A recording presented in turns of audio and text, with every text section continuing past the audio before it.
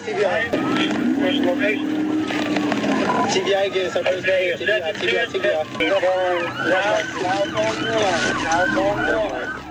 It starts on a quiet winter day in Arkansas. Officers spot a white Ford F-150 weaving dangerously along Route 334. What looks like a routine stop instantly turns into a high-risk pursuit when the driver refuses to pull over and accelerates instead of complying. The first attempt to stop him using a pit maneuver fails, and the chase spills onto open road. Inside the truck, officers later discover multiple open alcohol cans, explaining the erratic driving. But during the chase, none of that is known yet. Only the growing risk to civilians on the road. At one point, the suspect nearly causes a head-on collision with a police unit, forcing officers to break formation to avoid impact.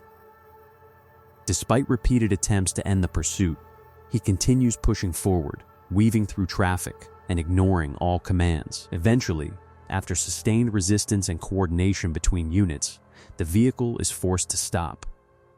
The driver, later identified as Jonathan Howard, is taken into custody on multiple charges, including Dewey and aggravated assault.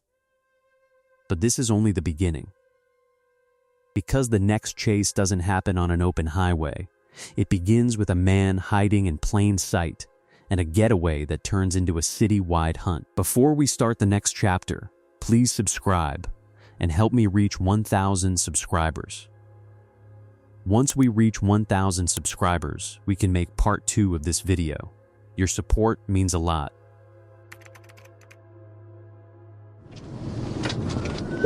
It's to me.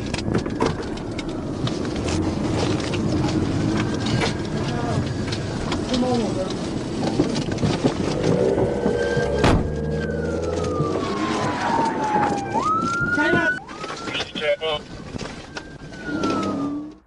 This chase begins with something small. A suspicious man moving through a quiet area in North Little Rock. Police are already on alert after reports of a masked individual jumping fences near a storage facility. At first, it looks like a simple stop-and-check situation. But the moment officers spot him walking near the area, everything changes. As soon as he notices law enforcement, he bolts. He runs straight to a silver Kia parked nearby and jumps inside without hesitation. That vehicle becomes his escape route, and within seconds, the situation escalates into a full pursuit across city streets. The suspect weaves through traffic, cutting across commercial roads and residential zones, forcing officers to stay tight behind him while trying not to endanger civilians. Radio calls stack up as more units join the chase, with coordination becoming more aggressive as speeds increase. At one point, the pursuit turns chaotic when visibility tightens and traffic patterns shift unexpectedly. Officers call for a tactical stop, but the suspect keeps pushing forward, treating red lights and intersections like they don't exist. Eventually, the chase reaches a breaking point when officers manage to force the vehicle to slow. The driver and passenger attempt to separate their stories on the spot, each blaming the other for what just happened. Both are taken into custody after the stop, along with evidence linking them to multiple offenses discovered nearby. But what officers don't realize yet is that this chase is only the midpoint of a much larger pattern, because the next pursuit doesn't involve hiding or running anymore. This chase begins in Miami-Dade County after a bolo is issued for a black BMW X5 that had already fled from law enforcement earlier. Now it's back on the road, and troopers are not giving it a second chance. Florida Highway Patrol units immediately move in as soon as they spot the vehicle. The driver refuses every command to stop, forcing troopers into a controlled pursuit through residential streets before it spills onto wider roads. The goal is simple: keep pressure on the vehicle without triggering a mass collision in traffic-heavy zones. As the BMW weaves through intersections, the chase becomes more dangerous. The driver uses shopping center exits and tight turns in an attempt to shake the units behind him. But each move only tightens the net. More patrol units coordinate from different angles, trying to box the vehicle in without forcing a crash into civilian traffic. From you. We're going to be going 70 miles an hour. We're eastbound hand and approaching HRD. No plate.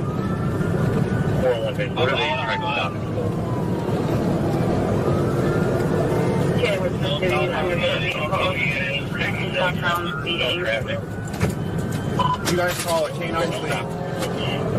Just for speed. Alright. We're turning South Walsh Road. I'm leaving.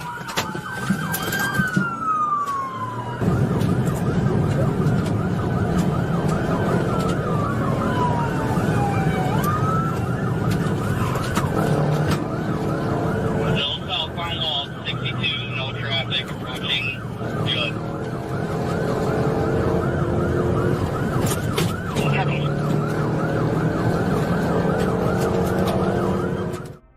Inside the BMW, there are multiple occupants. Their movements inside the car suggest panic and uncertainty as the pursuit escalates. Officers continue issuing commands through radio, while a helicopter joins overhead to maintain visual tracking. Eventually, the chase reaches a crowded zone where traffic density spikes. For a moment, it looks like the suspects might be trapped, but in the chaos of merging roads and multiple exits, they slip away on foot after abandoning the vehicle. A short manhunt follows. Officers spread through nearby neighborhoods, tracking movement between houses and backyards until all suspects are located and detained. The next pursuit is faster, longer, and far more dangerous. This chase begins on Interstate 30 in Arkansas after a white Audi is flagged for reckless driving and immediately fails to stop when troopers attempt a traffic stop. The moment lights activate, the driver floors it. What starts as a simple pursuit quickly turns into a high-speed interstate chase, with speeds climbing past 100 mph. Trooper units move in from multiple directions, but the suspect keeps pulling ahead, using traffic gaps and lane changes to maintain distance. As the chase continues, a state trooper known for aggressive but controlled pit maneuvers joins the pursuit. He closes in carefully, waiting for the right moment where the road opens just enough to attempt a safe intervention. The suspect attempts to break away by exiting and re-entering the highway, trying to reset distance and force confusion between units, but coordination between patrol cars keeps him locked in the system. Traffic suddenly tightens ahead due to construction, forcing everyone to slow slightly, a brief window that both sides recognize immediately. The suspect tries to use it as cover, but it backfires when a semi-truck inadvertently blocks his path, reducing escape options. That's when the decisive moment hits. With timing and precision, troopers execute a pit maneuver that finally disrupts control of the vehicle. The car spins, comes to a halt, and the chase ends within seconds after a high-speed stalemate that could have gone far worse in heavier traffic. Because the next pursuit moves away from interstates completely,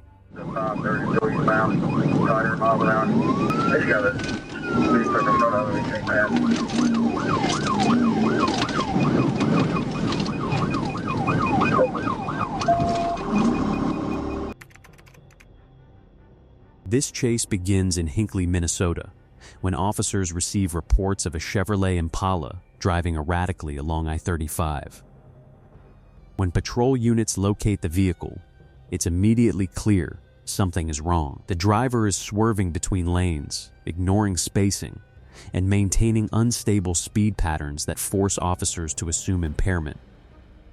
As soon as lights and sirens activate, the Impala refuses to slow down. The pursuit locks onto the interstate.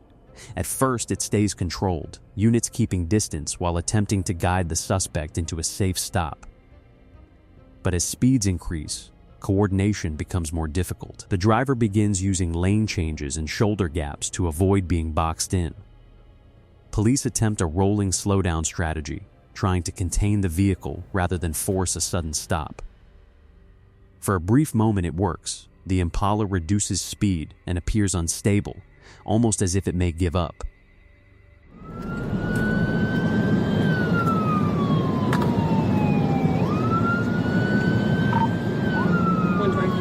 Speeds at 73, still not stopping, right lane, moderate traffic. Copy, speed 73, not stopping. Catch an L, Jack 1.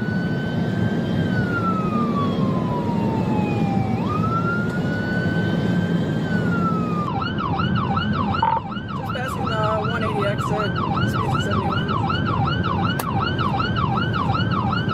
Copy. 153 Duluth, speeds are 77 still. He's still in the right lane, late traffic. Got him boxed in right now. Copy, speed 77, Duluth, Chicago, and Metro. Vehicles break. But that moment disappears fast. The driver regains control and pushes forward again, forcing officers to escalate tactics. Spike strips are deployed. Multiple units reposition ahead of the chase, waiting for the right window. When the spikes hit, the impact is immediate. All 4 tires begin deflating.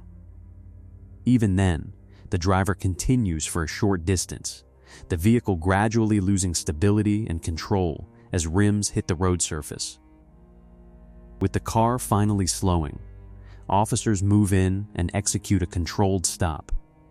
The driver is taken into custody without further resistance. A search of the vehicle later confirms signs of drug influence, along with multiple charges linked to previous offenses and revoked driving status. But this chase is only one example of how unpredictable interstate pursuits can become.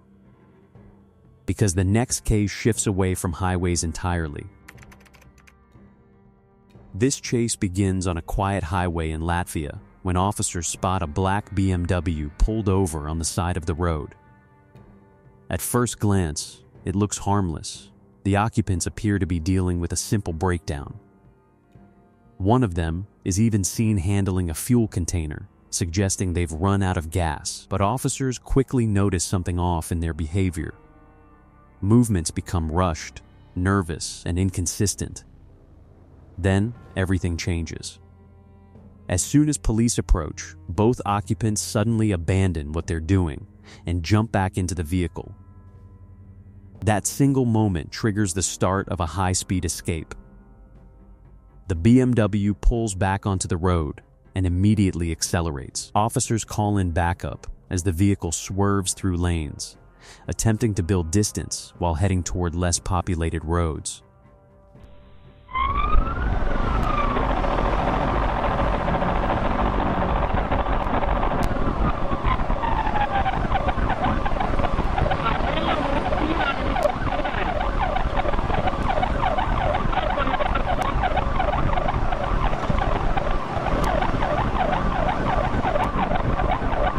The pursuit remains tight, but unpredictable terrain and quick direction changes make containment difficult. A second unit moves in to intercept, forcing the chase toward a narrow stretch of road. That's when the situation escalates further.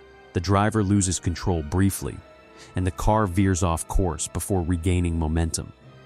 Eventually, the chase ends after the vehicle is forced to stop and the driver exits on foot. A warning shot is fired into the air as officers secure the area and detain the suspect. A search reveals the truth behind the situation: fake license plates and a lack of valid driving credentials, raising immediate suspicions about the vehicle's origin and intent. But this case is not isolated, because the next chase takes place in a completely different environment. This chase begins on a rural stretch of highway in Tennessee after officers receive reports of a reckless driver in a Nissan Altima with expired tags.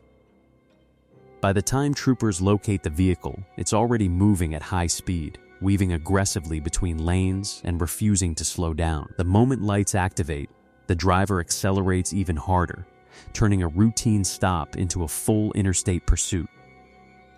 The road quickly opens into long, empty stretches, giving the suspect room to push the vehicle far beyond safe limits. Speeds climb above 100 mph as the chase moves through rural roads and scattered neighborhood access points. Officers maintain distance, carefully balancing pursuit pressure with public safety. The driver repeatedly attempts to shake units by cutting through stop signs, turning onto side roads, and re-entering the main highway at unpredictable points. Each maneuver forces officers to adjust positioning in real time. A coordinated attempt is made to slow the vehicle using tactical positioning and pressure from multiple units. For a brief moment, it appears the suspect may lose control, but he regains momentum and continues fleeing deeper into rural terrain. Eventually, the vehicle begins to fail mechanically after prolonged, high-speed driving. With backup units closing in, the suspect abandons the car and attempts to escape on foot into nearby wooded areas. After a short search operation, officers locate and detain the driver, identified as Michael Caton Price. Records later confirm prior driving violations and revoked license status, explaining part of the reckless behavior seen during the pursuit. But even this chase is not the end of the pattern, because the final case brings everything together, where speed, distance, and desperation all collapse into one last pursuit that pushes officers to their absolute limit. The multi-unit highway collapse chase. This final chase begins with a routine patrol alert in Arkansas, a white vehicle flagged for repeated fleeing behavior across multiple counties. By the time officers locate it, the situation has already escalated into a multi-unit pursuit involving several jurisdictions. What makes this case different is not just speed, but coordination, or the lack of control, as more units join the chase from different directions. The suspect immediately refuses to stop, pushing into open highway territory where speeds rapidly climb. Patrol cars spread out to maintain containment, but the driver keeps shifting lanes aggressively, forcing near misses with civilian traffic. Helicopter support joins overhead, giving officers real-time tracking as the chase stretches across long rural highways. Despite this advantage, the suspect continues attempting unpredictable exits, briefly leaving the highway before re-entering at higher speed to avoid boxed-in formations. Tactical attempts are made to slow the vehicle using coordinated positioning, but each attempt is narrowly avoided. The chase becomes less about stopping immediately and more about preventing a major crash. Eventually, the vehicle begins to lose stability after sustained high-speed driving. The driver attempts one final escape through a side road, but coordination between ground units and air support finally forces a controlled stop. This is where the pattern ends, not because the danger disappears, but because every chase eventually reaches a point where escape is no longer possible. And what remains is always the same: sirens fading and silence returning to the road.